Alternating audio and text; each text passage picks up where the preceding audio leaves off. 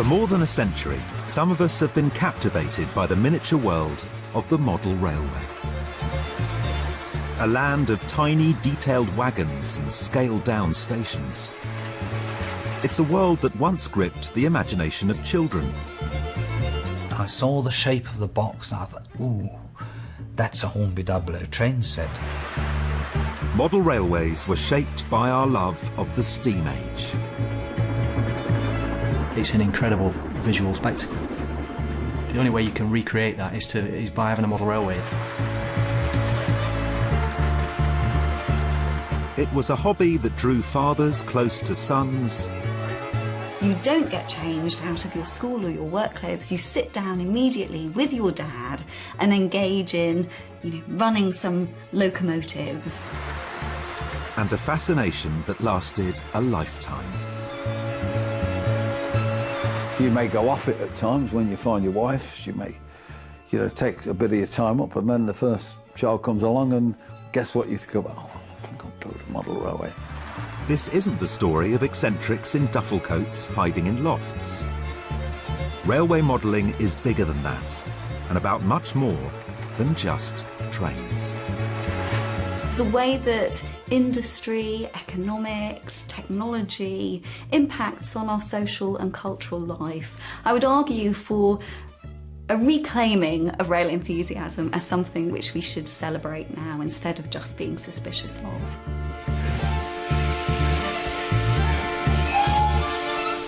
That's spot on, that is. The British love of model railways is etched into our historical obsession with the real thing. Britain invented the railway and it became a source of national pride. But more than anything else, steaming through British identity is the drama of the locomotive. Seeing a steam engine go past on the main line at high speed is something that leaves a real mark on you. It's elemental. You saw coming in this huge piece of iron that was on fire, smoke belching out. I mean, I used to grip my father's hand and think, what's that? Steam issuing out from underneath. The whole thing is alive. You put your hand on it and it's quivering like a horse as the water boils. The thrashing of the rods as it goes along at 100 miles an hour. It's an incredible visual spectacle. The only way you can recreate that is by having a model railway. It gives you a little taste of that same feeling, and it triggers off the memories of seeing these beasts flying around.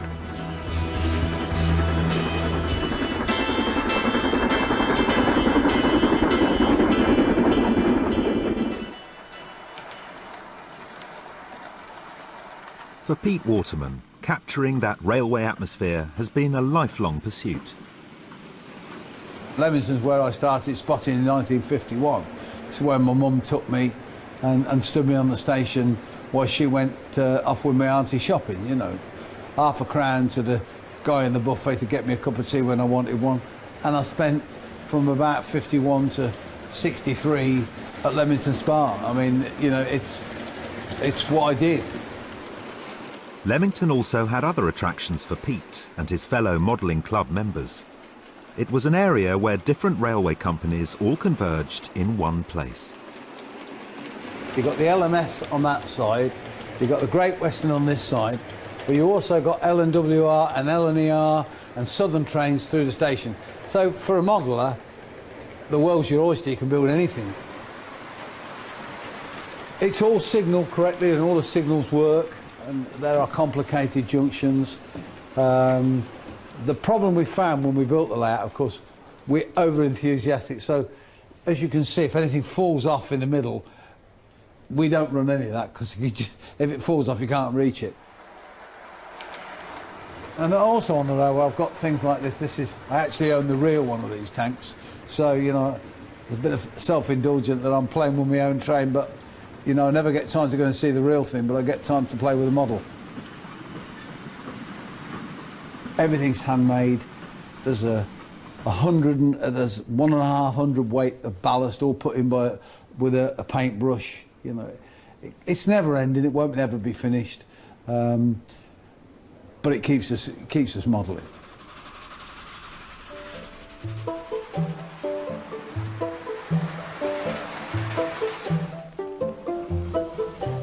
Modelling first got going in the Edwardian age, when a young entrepreneur called Wenman J. Bassett Loke began to produce models that fed on our passion for locomotives. He would stoke up a fascination with model railways in Britain that has lasted more than 100 years.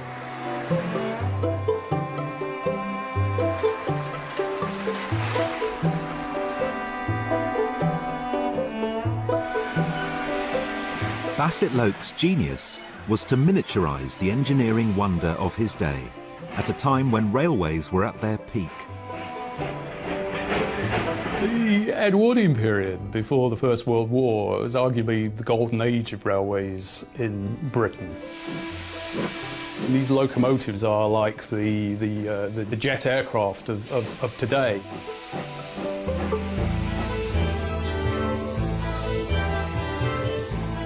Passenger services were unparalleled. You know, finely decorated locomotives, exquisitely decorated coaches. You could get pretty well everywhere in the United Kingdom by train.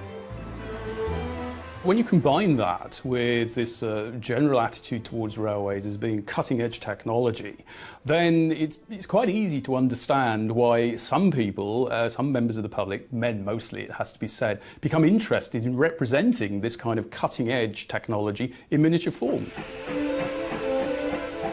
Wealthy men of leisure wanted to feel that they had a stake in the great railway enterprise. What better way than through a scaled-down version? Bassett Loke introduced them to the new model world. He loved modern engineering, he loved structures. Aircraft, he loved aircraft.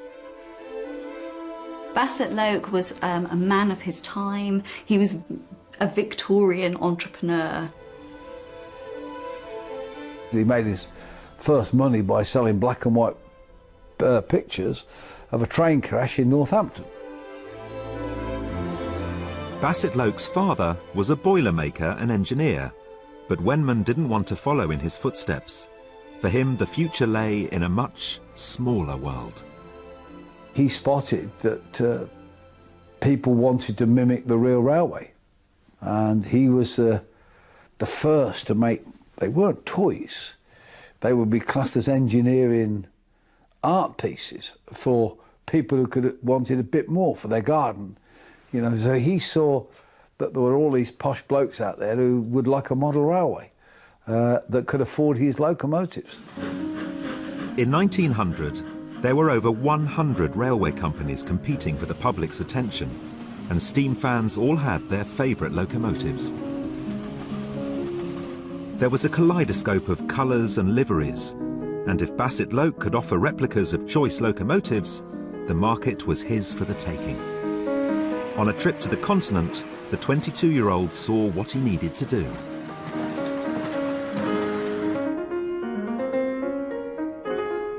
Bassett Loke originally imports his trains from Germany, in particular from Nuremberg in Germany, which is the capital of wonderful toy makers who make these scaled down trains, wonderful objects. And he set up the company that really started what we now class as model railways. Without doubt, he set it all up. He would take these German toys, make them look like realistic versions of British trains, and sell them as models for adults, earning a mint in the process. His first attempt was the Black Prince locomotive, which was over 2 feet long and cost around £500 in today's money, which didn't even include any track. Looking at his catalogues, you will notice he never ever uses the word toy trains. It doesn't come into it. Model railways, models, model steam engines, it's the whole thing is based on models. They were very expensive, they were far too elaborate for children. Yes, they were grown-up gentlemen's toys, that's what they were. The distinction between toy and model was an important one to Bassett-Loke's clients. His models were detailed, engineered, accurate depictions of real locomotives. The scientific man about town couldn't be seen to be playing with toys. It's about mechanics, it's educational, it's about engineering, science, mathematics. It's about self-improvement through building things. For Bassett-Loke's customers, it was all about having the money to buy the trains and the space to run them. For his larger engines, a billiards room, estate gardens, or perhaps an old tennis court would do the trick.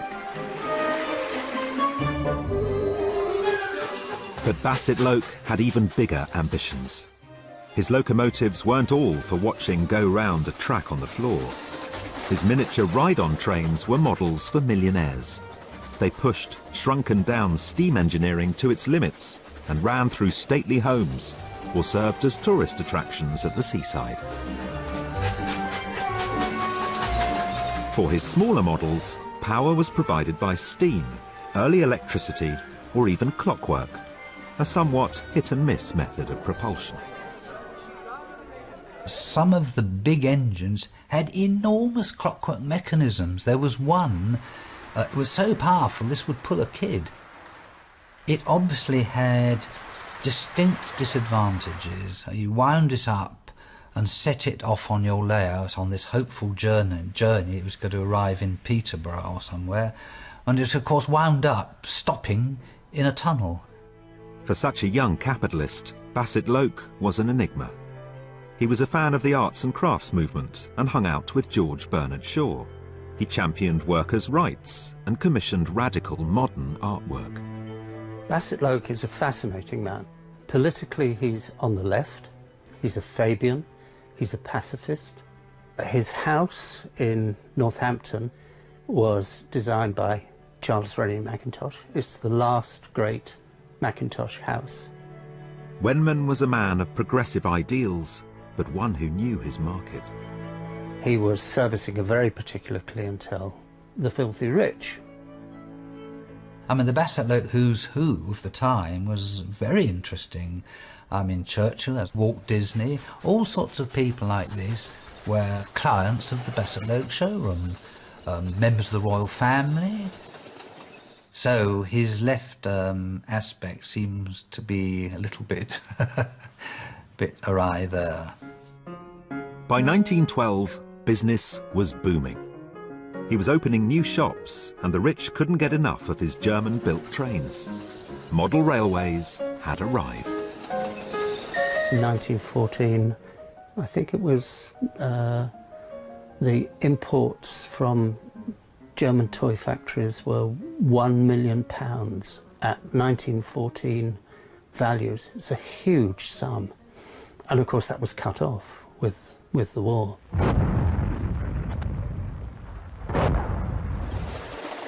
When the war ended in 1918, money was tight, and Bassett-Loke had lost many of his clients.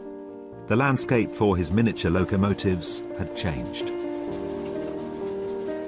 A lot of the wealthy, middle or upper class people who could afford these fine early models would have been fighting in the war, and many of them, unfortunately, would have been killed.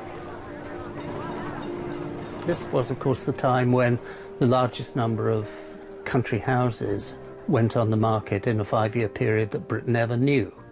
And lots of people lost a lot of money. So the market for the size of the market that people like Loke were serving went down. The large trains, which had been so successful before the war, had become a liability. They were so expensive, they just sat in his showrooms in Holborn and in Manchester, etc., and Northampton, and they were not selling because they were frankly too expensive.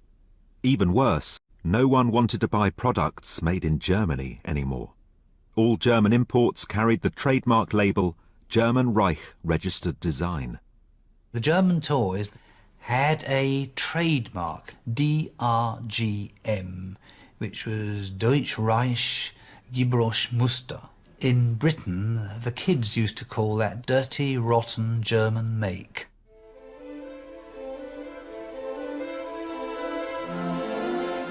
With a diminished client base and expensive unsold stock, Bassett-Loke rallied. Moving production to a new British factory, he would have to expand into a wider market beyond the very rich. By the 1920s, Bassett-Loke was having the sort of trains that were being made in Germany, were being made here in Britain, very proud to put in his catalogue, British made. And he had to go downscale to smaller models, which needed less space and which were capable of being housed in the smaller houses which were being built. In the 1920s, as the economy began to pick up again, Bassett-Loke's smaller-sized models put him back on track. Over the previous 20 years, he had popularised the idea of model railways. But this was still a very expensive hobby, which only the affluent could afford.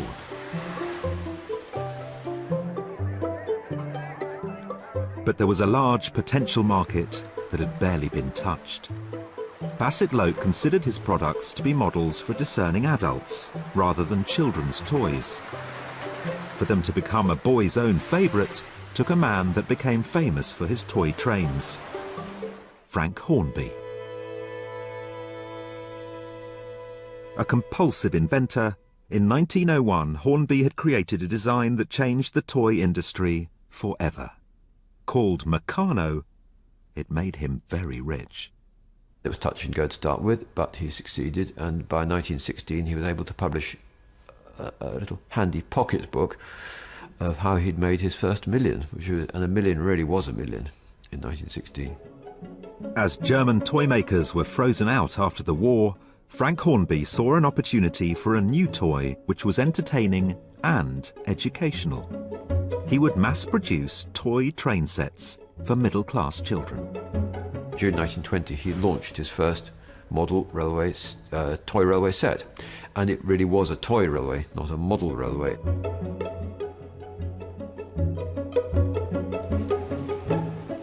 One of his bylines, I think, was "British toys for British boys," which is fairly naked and jingoistic.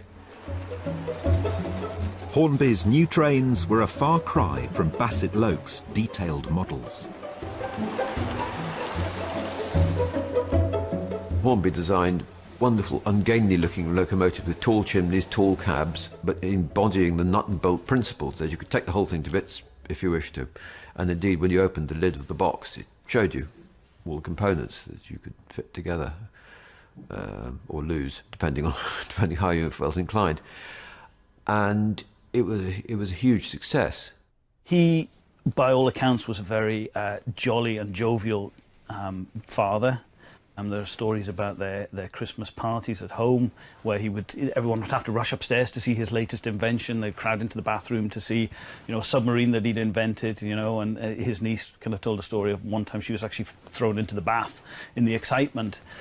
The submarine sank, but it was this kind of feeling of he was a constant inventor. He was constantly trying out new toys and new marketing ploys.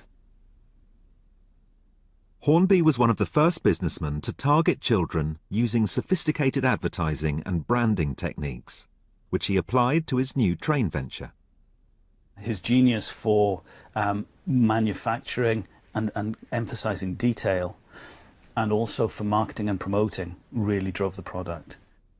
The Meccano principle he applied to trains, which was that the quality would be second to none, but you would never be complete in your kit. You could always expand it, it could always be developed.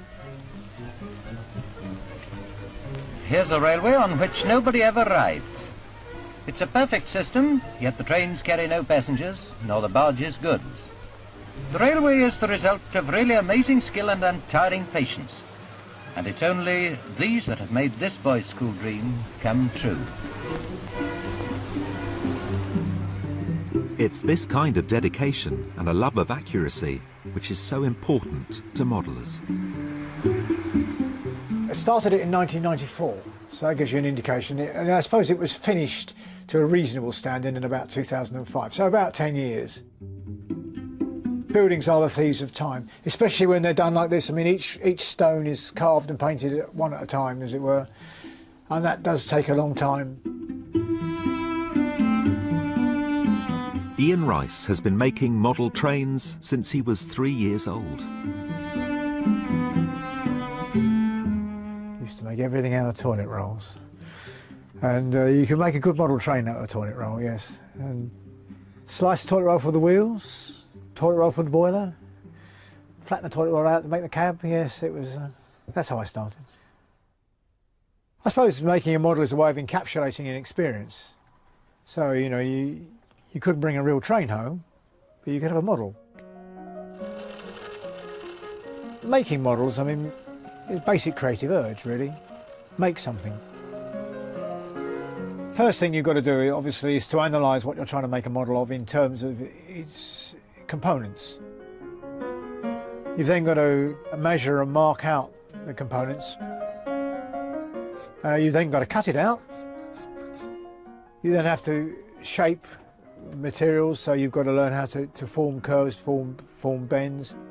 Then you think, well, maybe I need to heat this bit of metal to bend it, and so you're going to know how hot to get it.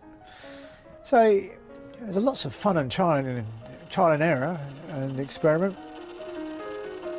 It's essentially a pointless activity. It's not going to get anyone a meal on their table for tomorrow morning or save someone's life, but it might save someone's sanity.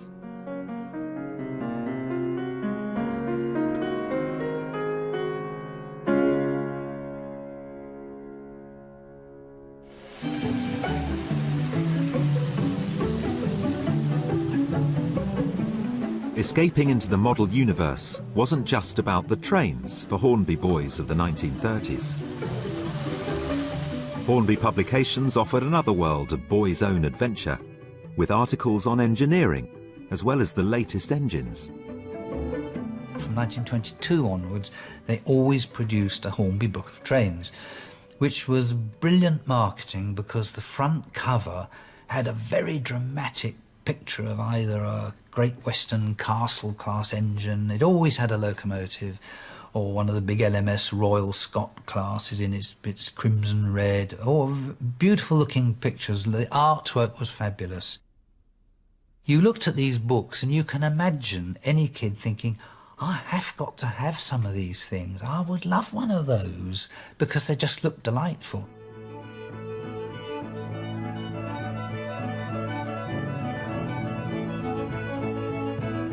The world that you see in Hornby is a particular kind of world.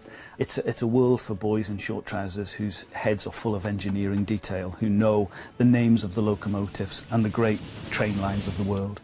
Their heads are chock full of batting averages and technical details, and they share this with their fathers, their pipe-smoking dads, and it's a real sense of childhood as a separate and particular world, but a world that these boys will grow from and take all of the values that they've learned about engineering and about science and technology. And it had these principles. It was producing the right kind of chap. Underneath all the brightly coloured advertising was a pricing hierarchy that appealed to a middle-class sense of one-upmanship. If you look at the adverts of the time, that the reversing ones are being sold to middle class, and the unreversing ones are being sold to lower middle class. So beginning of very subtle marketing campaigns aimed at a segmented market. But there were other potential costs, such as health dangers. When the electrics came in, it wasn't long before you were plugging them direct into the mains, and these things were horrendously dangerous. If you got a short circuit or the train derailed, consequently you had the full voltage now going through the track, and there were cartoons of cats leaping off children's model railways, and again, health and safety, I think they would have danced to Can-Can. Key to Hornby's success was trading on the relationship between fathers and sons. Some of the Hornby adverts from the 30s through to the 50s are fascinating representations of fathers and their sons. So on the one hand, there's a very formal element to these images. Dad is usually in his suit and tie. So we imagine that maybe Dad has just come home from work. This is reinforced by the representation of the boy, who is often shown in a blazer and a tie, a little mini-me of Dad. He's probably just come home from school. What we have here is a marketing for father and son togetherness. You know, as soon as you get home, that's how thrilling model railways are. You don't get changed out of your school or your work clothes. You sit down immediately with your dad and engage in, running some locomotives. For earlier generations, where fathers weren't particularly maybe encouraged to show an interest in their kids, it was something that they could both do together, and it was something that the dads felt comfortable with because it was engineering and it was technical.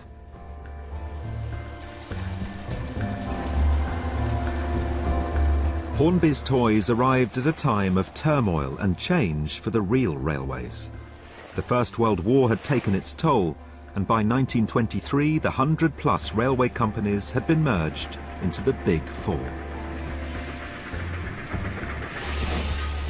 The Great Western, London, Midland and Scottish, Southern Railway and London and North Eastern Railways. Competition was fierce, and now they had cars to worry about too. Each company focused on branding to try and lure back upper and middle class passengers. New and ever more powerful engines were designed. Colours and liveries were freshly painted. The railways had never been so glamorous for modellers. Because they were competing with each other, were extraordinarily good at what we'd now probably call branding or marketing or even public relations. I mean, those weren't terms that were used at the time, but the railway companies were painting their engines and their rolling stock and their stations in distinctive liveries because they wanted to mark out their services, their trains, from those of the competition. The railway companies commissioned contemporary artists to produce iconic posters promoting their destinations as fashionable, even exotic. Great Western is the most popular railway by quite a lot, but then it went to the most romantic places for British people in the 20s and 30s. It went to Cornwall, Devon and Somerset. So therefore they had the best posters, they had great colours, and that's what we all bought. I mean, we all bought the advertising. Britain's latest streamlined locomotive makes its bow as it starts its first test run from London to Newcastle. Though everything about it is still very hush-hush, its perfect streamlining seems to radiate power and speed. But best of all for railway modellers, the train companies were trying to capture the public imagination by setting new speed records. Trains were getting faster and faster.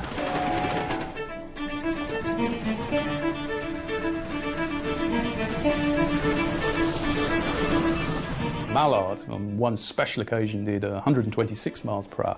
This was all very, very important for the railway's publicity machine. So it's not surprising that model companies, Hornby is a really good example, make models of these famous locomotives almost before they're off the real-life production line. These are popular models. They tie in with the railway's marketing campaigns. It was on Mallard, one of the LNER's streamlined Pacifics, that driver Duddington set up a speed record that has never been beaten.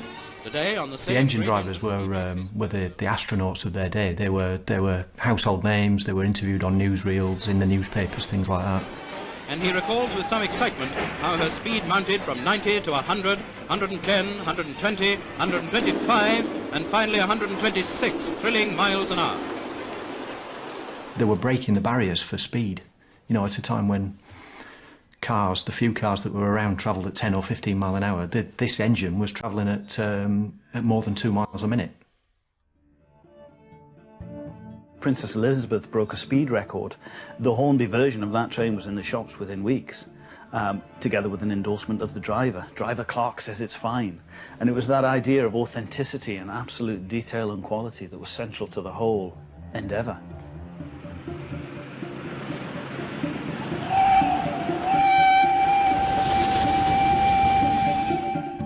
As the Hornby brand became a household name, the middle class were expanding into the suburbs, and the Hornby Model Railway was the toy of choice.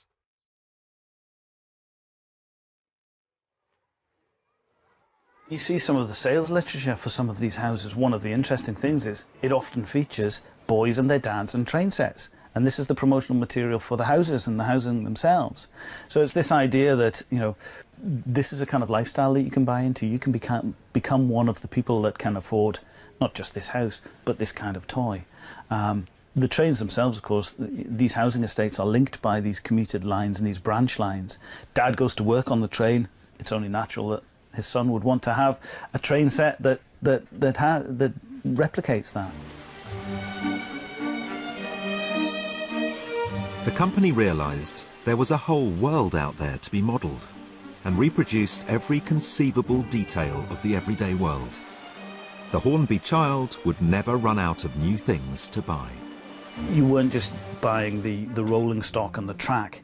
You had all of the paraphernalia to replicate the real world, but to do it in an idealised way, to leave the grubbiness of the real world behind and create your branch line with the advertising, with the signs on the station, with the figures.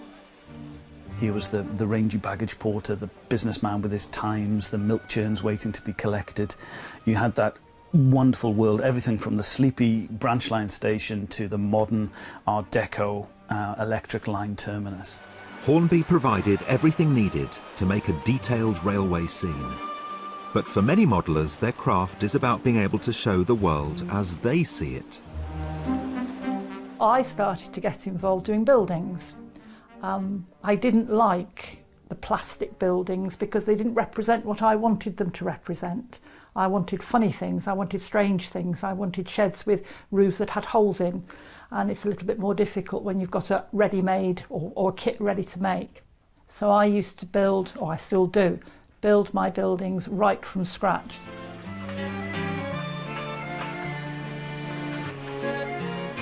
We are deep in rural Brittany, in northwest France, in the early 1960s. Maggie and her husband Gordon have made an award-winning layout of a small French provincial town. The layout is based on a small metre gauge railway in Brittany. We've called it Paimpol. The name is purely robbed from a small hamlet where there was a gîte we used to stay in, so it doesn't have any sort of bearing on a real railway or the real railway in the area. But the Réseau Breton, which was quite a sizable system for a metre gauge railway in Brittany, offered us the opportunity to do something a little bit different. Even at this late stage, there was still significant freight on the system, requiring the use of heavy locos, like Corpay-Louvet Mallet number 41. We started work on it. We had to look at papers and pictures and maps and all sorts of things because we knew not a thing about this railway. A lot of the British railways we knew a little bit about or could find out about, but the French one, internet wasn't bad but not that good, and nothing was being built commercially, so we knew it would have to be totally hand-built. Everything you saw had to be hand-built. After 17 years of painstaking work, their vision was complete. Making it by hand was the only way to capture the essence of French small-town life. It's that passion for detail that Gordon and Maggie find so attractive. You can build a square box as a building, put a roof on it, make it look beautiful, but somehow you don't feel like anybody could live in it because there's just something missing, and very often you can't even put your finger on it. And then you change the colour scheme slightly, you put a dent in a front door, you break a window in model form, and suddenly it looks like it's been lived in. And I think that is what we both try to achieve. Scratch builders, as they are known, like Gordon and Maggie, can choose the scale and size of their models. but interwar modellers had to get whatever would fit into their houses. Most trains were small enough for large suburban rooms, but still too big for many households. To make model railways more popular, they needed to be even smaller. The answer would come from the original pioneer of model railways himself, Bassett Loke. All these rich guys had these fabulous toys, and us oiks wanted our own. And I think that's what, Bassett Loke spotted. He spotted that he had to make it at a price and at a size that would fit the modern 2 up and 2 down at that point.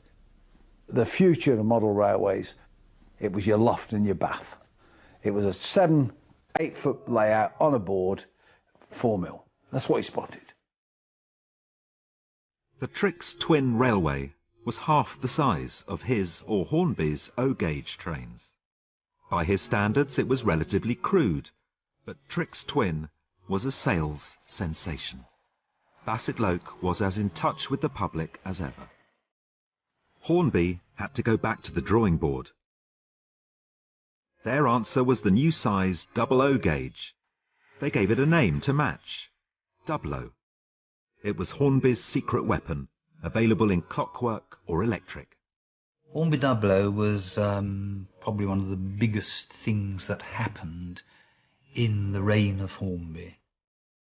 Pictures famously have Dad with his pipe, looking excitedly on at the panorama of Hornby Double O trains.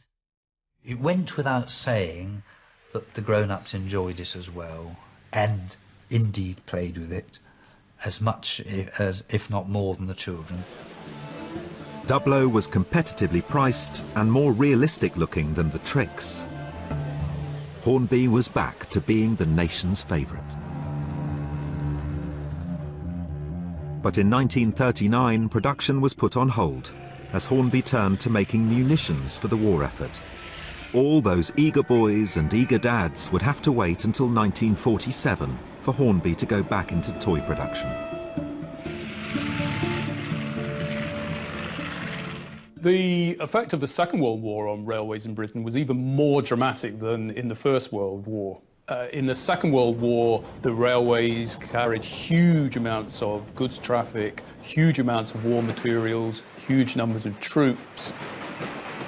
The railways were worn out. They were bruised and battered, but the public loved the trains more than ever. At a time when there was little entertainment, children and teenagers discovered the joys of a new hobby. There's magic in numbers, train numbers. So think thousands of boys in every corner of the country. Loco spotting, as they call it, has become the #1 hobby for schoolboys in recent years. And to be near Henry... After the Second World War, there was a huge upsurge in interest in railways amongst children and what we now call teenagers. And these were the train spotters that we all know about and sometimes laugh about, because this was something that you could do very, very cheaply.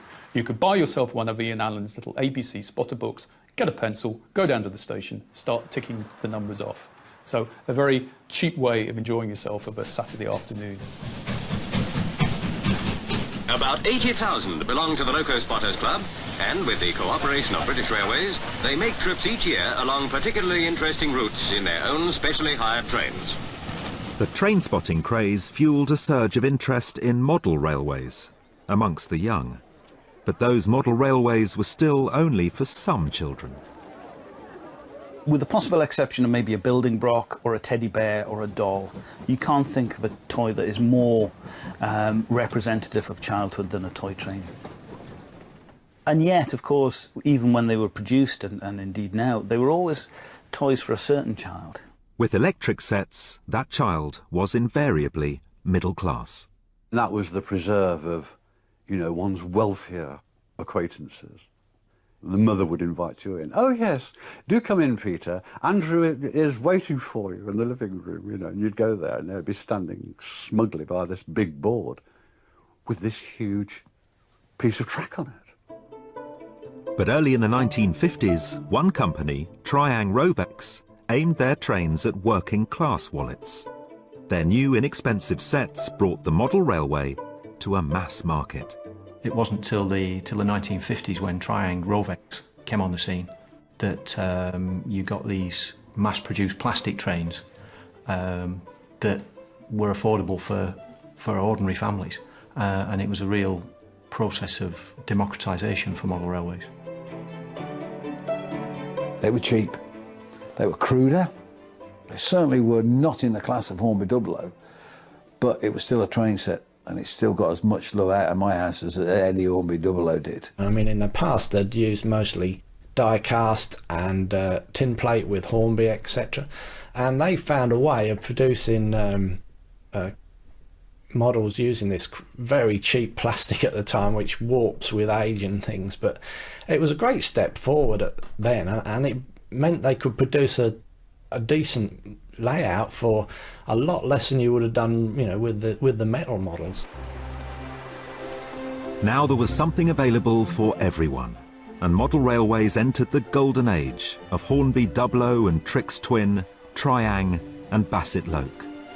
Every child could have a train set to cherish.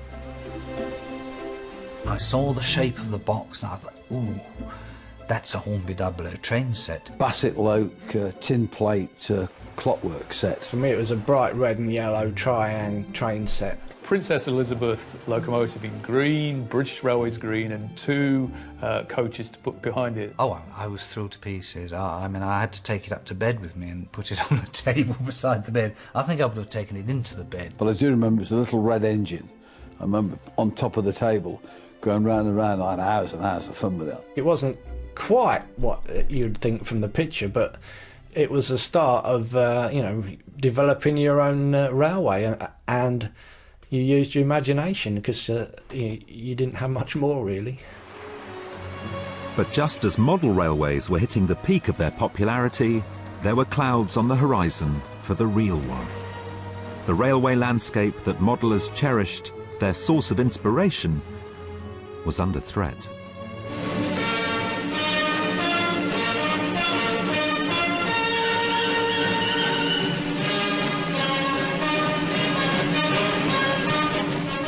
British Railways' enormous modernisation scheme goes full steam ahead. The aim is to make British Railways the best in the world. Throughout the programme, the technique is modernity itself. In the 1960s, the steam train was to be replaced by the brutal and far less romantic diesel engine. For the modeller, it was like a death in the family.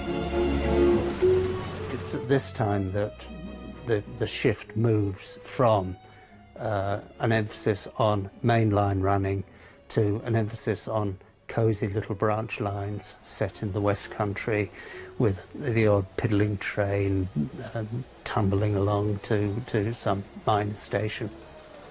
The emphasis shifts from celebrating the technological sublime to mourning the lost world of the steam railway.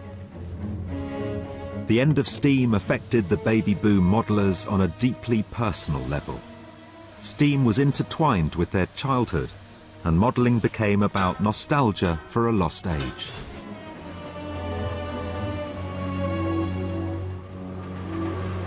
When I was very small, when I was fractious, which was a lot of the time apparently, my mother would simply stick me in the pram, take me down to the side of the railway and park me, and I'd be happy as a sandboy. And I guess that sort of started it, and you know, I spent a lot of time sitting at the side of railways. Because in those days, when we were growing up in the early 50s, greatest free show on earth. There was nothing on, there was no telly, there was no other entertainments, or we hadn't discovered them if there were. And there were all these wonderful machines tearing past at 90 miles an hour, very exciting. The excitement of speeding trains might be a common experience, but the inspiration to model is of a more personal nature. A lot of people, it is nostalgia. It's a very strong driver. I mean, I model for myself. I modelled the British Railways I knew in the 1950s, early 1960s when I was growing up in East Anglia. And it's interesting, if you look back, if you read historical model railway magazines of the 50s, everyone was modelling the railways of the 30s because that's when they were growing up. So, yeah, nostalgia and recreation of a probably a very idealised past. You know, the 50s now seem quite a romantic and rather calm and ordered era, but they probably weren't.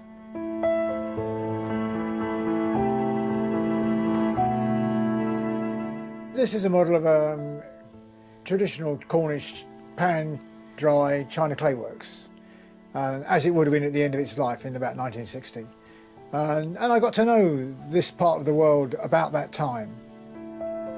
For Ian Rice, it's all about depicting the drama of a particular moment and a particular time. A model railway, especially a small one like this, functions rather like a stage in a theatre. And you've got a proscenium arch, you've got an apron, and you've got wings at either side, which define the scene, they limit the scene.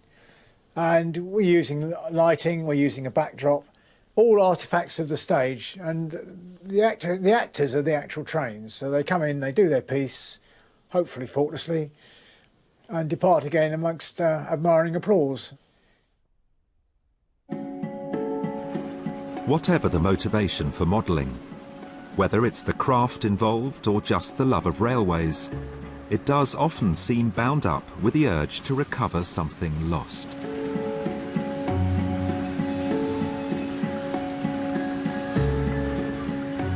Part of why I model is because I'm trying to create or recreate a sense of a railway that I can remember existing half a century ago now. What I want to do is to, in a sense, create a memory of something that I did experience as a very young boy.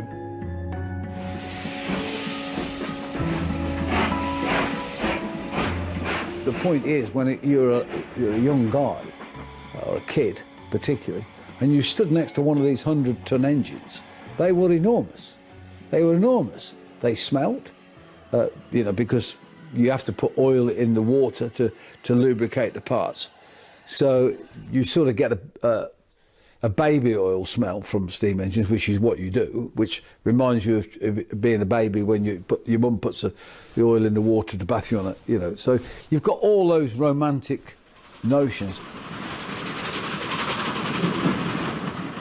Some modellers find that it is a fascination with the technical skills needed to create a railway in miniature that keeps them hooked. We try to recapture a part of the same pride in the job. So it's not about going and buying a model from a model shop and sticking it on the layout and running it around. It's about the same pride. It's about making it so you know exactly where every part's come from. You put it on the track, and then it's got to pull 14 coaches. And if it doesn't pull 14 coaches, you failed. It's the same mentality. For Pete Waterman, the best era to model wasn't the railway in its finest hour.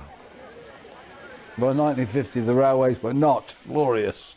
You know, the golden years of railways were certainly past. They were dirty, they were run down.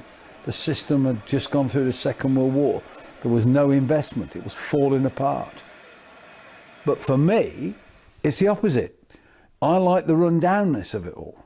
I actually like the way that it wasn't pristine, that it was infallible, that it was hard work, that it was falling apart. That's the part, if you look around this layout, you'll see that it's a decay that I particularly like. But the attraction of railway modelling isn't just about the lure of recreating a nostalgic past. Some people just like to build model railways and watch the trains run round. For other people, it's all about the construction and this building the scenery and the track. And for others, again, it's quite an academic process. The Crampton patent locomotive, known as the Liverpool.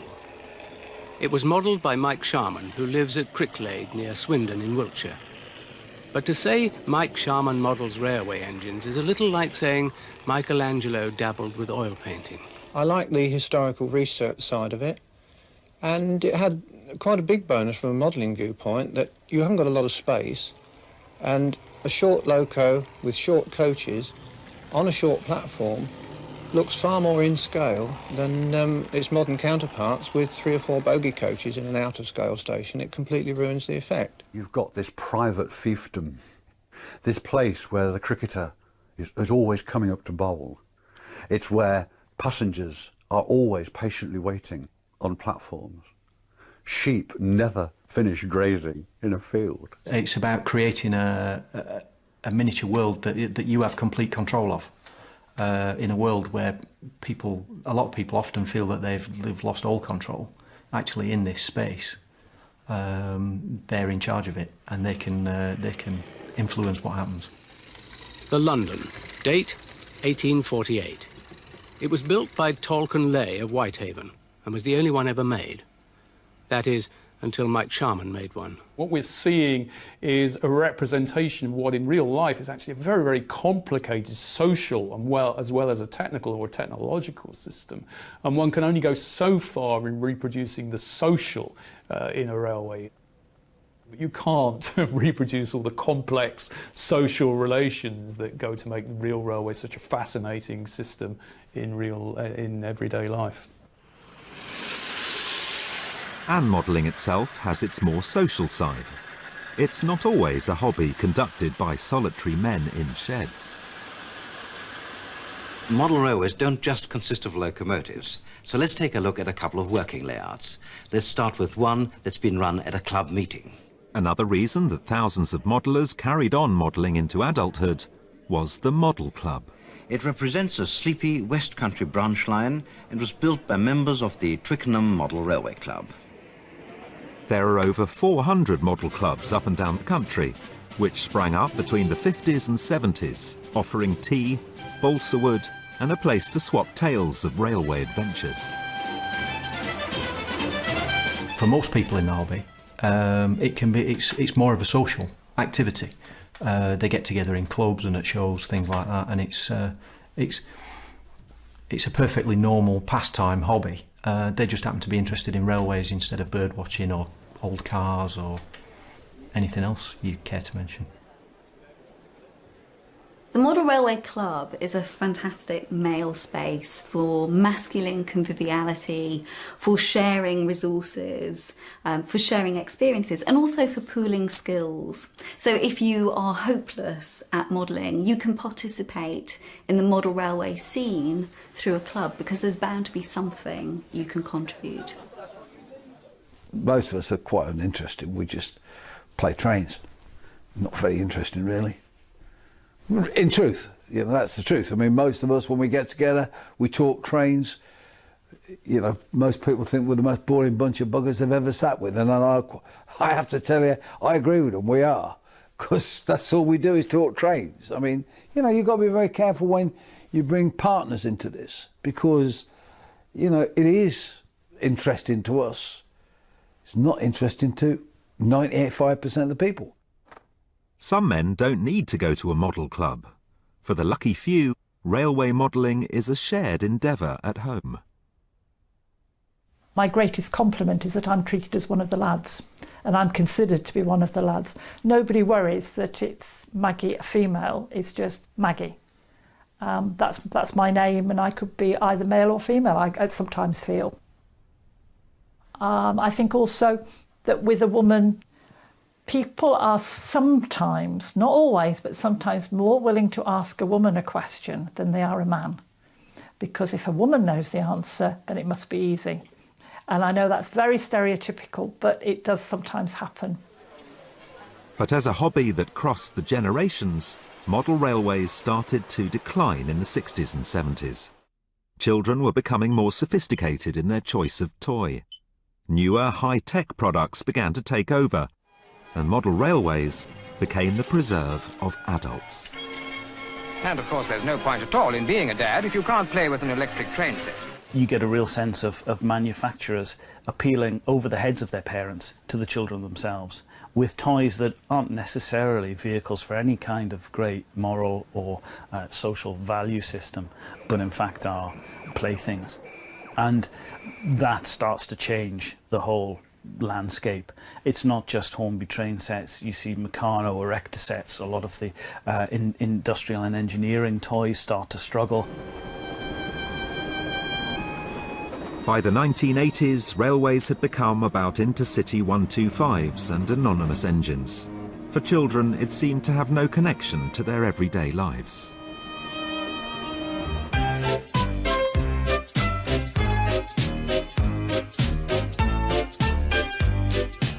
But in 1985, a saviour arrived.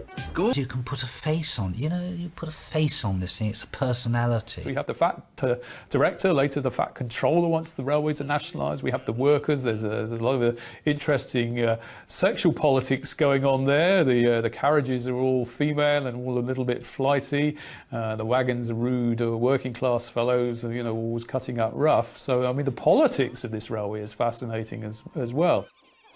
The phenomenal success of Thomas the Tank Engine is actually drawing in a whole new generation who are at this moment only 5 or 6 into rail enthusiasm. And again, I think that's something that we should encourage rather than be sniffy about. It could be that in another 20 years, those children are looking to model Virgin Pendant